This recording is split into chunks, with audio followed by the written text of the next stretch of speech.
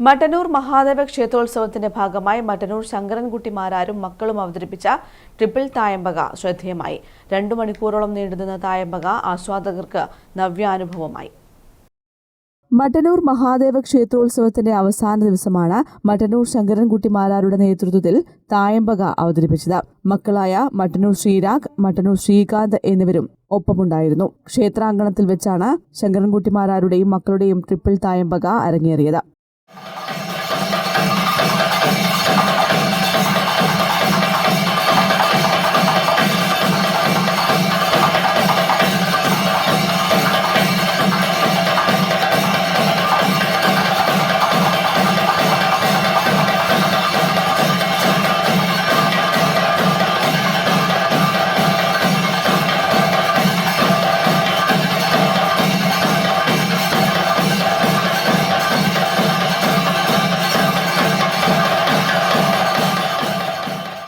തായമ്പക കാണാൻ 100 കണക്കിന് ഭക്തരാണ് ക്ഷേത്രാങ്കണത്തിൽ എത്തിച്ചേർന്നത്.